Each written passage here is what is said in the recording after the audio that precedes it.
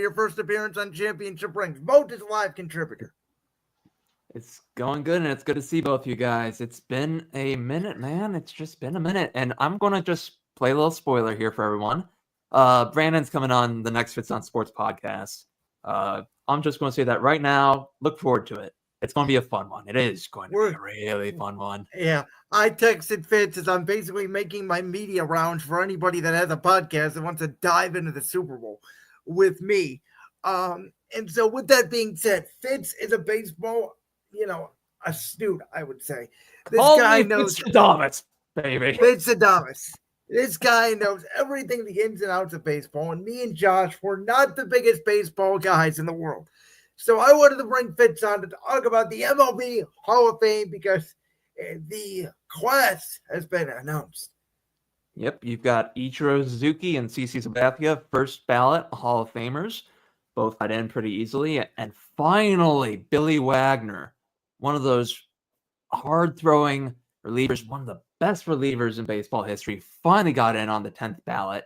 Should have been in sooner, but sometimes the voters and the trends and all that, some guys just fall short. Some guys like him just need that little extra push. It used to be 15 years for people who had eligibility for the ballot, but back around the time that the steroid era folks started to come on, they shortened it to 10 years from 15. But, one of the guys that, everyone was talking about was Ichiro, and maybe could he be the first position player to gain unanimous entry into the Hall of Fame. And you know what my stance is on this. One voter didn't vote for Ichiro. There were 394 ballots. Only one dum-dum didn't vote for him. And look, I know that Babe Ruth wasn't unanimous. I know that Derek Jeter wasn't unanimous. I know that there are hundreds of baseball players. Wasn't unanimous either. Exactly. But I'm just saying that this would have been the time for a guy like Ichiro, who not only had over 3,050, I think it was like 3,080 plus American hits in Major League Baseball over 19 years, but he also played 7 more years in Japan, if I remember right, and had 1,200 more hits over there. He was a rookie basically in his mid to late 20s, and that's what's crazy. Is he was so good for such a long time. And if you just focus on the MLB part of it, I just don't know what that voter was even thinking. Number one, this is my little rant time on here. But number two, I think the Baseball Hall of Fame needs to start making everyone's ballots available, especially when you've got a case like this, where all of your other peers who were eligible to cast ballots this year agreed, and you're the lone holdout. I want to know. I really would love to know, but honestly, I talked to somebody, and I'm not going to name drop them, what they would think, and they would rather just have them, not even have their name revealed and just feel ashamed for the rest of their life, basically, was the gist of it.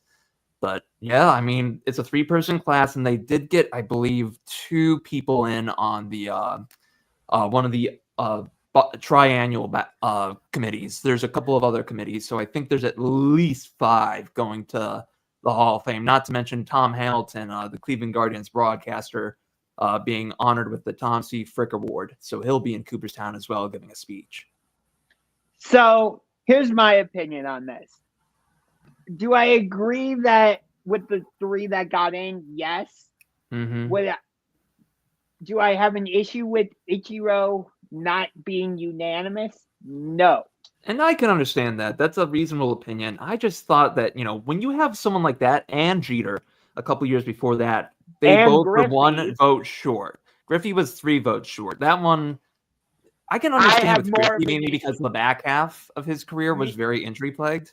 Me personally, I have more of an issue with Griffey not being unanimous. And I can agree with you on that, yeah. This is, to be frank with you, he's my favorite player all time. Just the way he played the game. I just watched him and I'm like, oh, this guy's fun to watch. Like the way he would just make those jumping catches against the center field wall. You're talking my language as a former outfielder here, man. Or just still, I will consider myself an outfielder to the day I die. But my biggest thing was and I knew he wasn't going to get in the Hall of Fame, but I personally would have voted for him because he won back-to-back World Series in 2015 and 2016, and he was World Series MVP in 2016, and he was kind of the guy that started the whole utility man revolution that we've got going on in Major League Baseball now. I'm, of course, referring to Ben Zobrist. I personally would have, for me, I would have voted for him. Are his stats like Hall of Fame worthy? No. So I understand why he didn't get any votes. And that was something I was debating when I wrote up my column on Voltage Live, Josh. It was one of those things where it's like, he had that, but it was just never the counting stats. And to be honest, it was more about he was a really good player, but he was not, he's more in the Hall of Good, as a buddy of ours, Mitch Spinell, would put it, rather than the Hall of Great, if that makes sense. Yeah, and I can respect that. One of the players I was surprised just barely hung on in the end was Torrey Hunter. He was in danger of falling off as the public tracker was going, but he just stayed on. And I'm surprised that there's been so little support for him, because next year's class, the best probably coming in that we know of that's probably eligible and will be on the ballot would be Cole Hamels. But this might be a big boost for all of you who are Carlos Beltran fans or Andrew Jones fans. Yeah. Those two are probably, at least one is going to get in. I'm going to guess it's probably Beltran. I don't know exactly what the issue is with Jones, one of the best defensive outfielders of all time. He's going to be going into his second last. His bat was never scary, though. Like, I was never afraid of him at the plate. I can understand that, but his career, there are people out there who he's one of those guys. He is one of those guys. And I think there are a few other candidates who are going to benefit because you got 3 guys in on this ballot. You've got probably only 2 candidates who are coming back who are pretty close this time around. It's going to benefit the following people, I think, the most. You're going to see a big bump for Felix Hernandez. I agree with you. He is someone that it wasn't even his fault. It was Seattle just putting together terrible teams year after year that he could not get to October. And the one time he got close, they blew their chance. Wait, he never pitched in a playoff game? Because the thing is that the Mariners and people, that's why sometimes I have trust issues with them a little bit.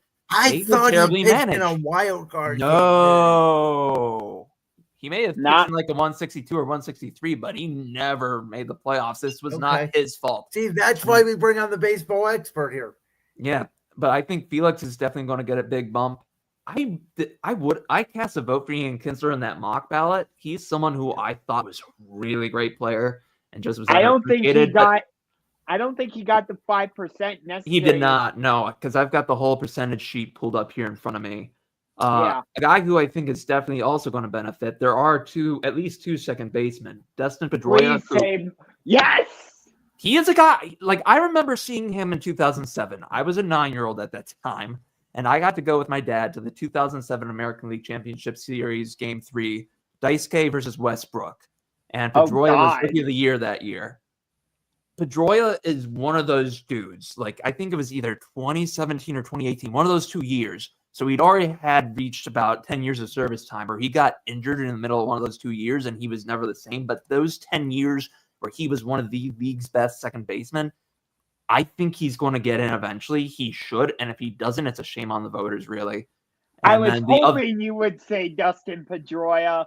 As much as I'm not a big Boston fan for obvious reasons, so much of that grudge has been exercised, you cannot leave a guy like Pedroia out of the Hall of Fame before it's all said and done. And the other guy, and he's got a much better shot of maybe even squeaking in this time, just given the lack of new candidates who are Hall of Fame worthy or, quote unquote, for most. 2008 World Series champion, Dodger. I know who you're talking about. Chase Utley is who I'm talking about. That's what I'm talking about. 2008 World Series champion with the Phillies. I have mixed feelings about Chase Utley. Utley is kind of like Pedroia to a degree in that I just view him as an utter dirtbag, but in the most positive way of the word.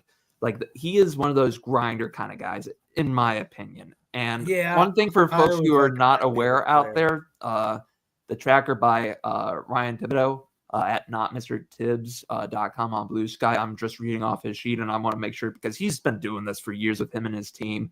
They deserve a little bit of a shout out.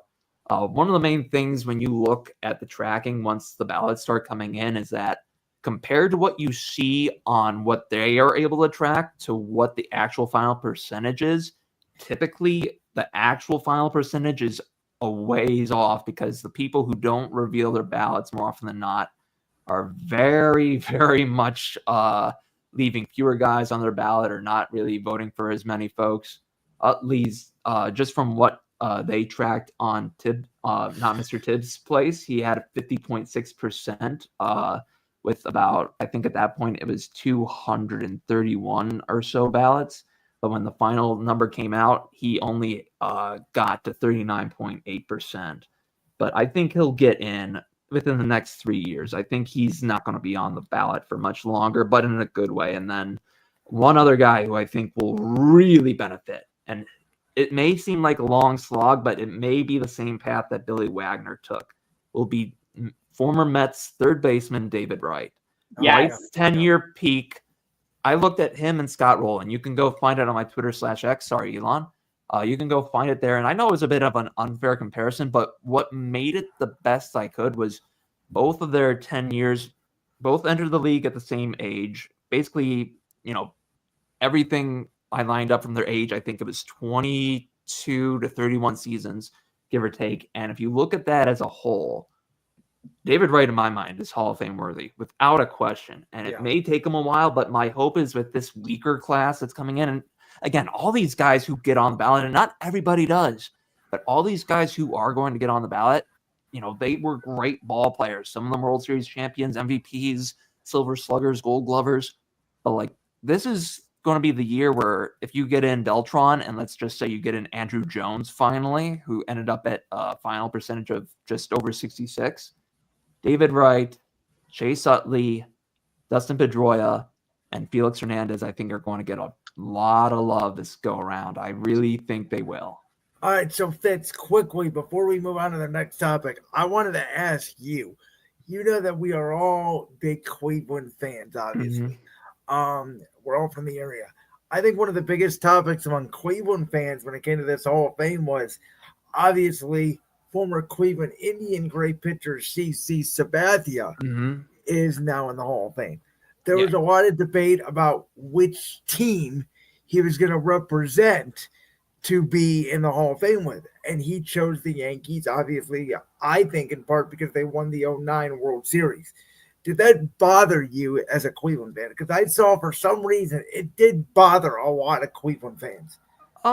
For a half second it did, but it's not really that big of a deal in my opinion. He grew up a lot, and I also have read through some of his book he released a couple years ago.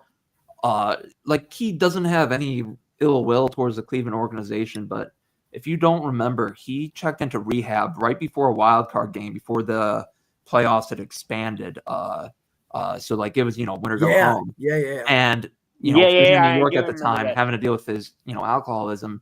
And he got a lot of support from those folks, but there's also way more that we probably won't know.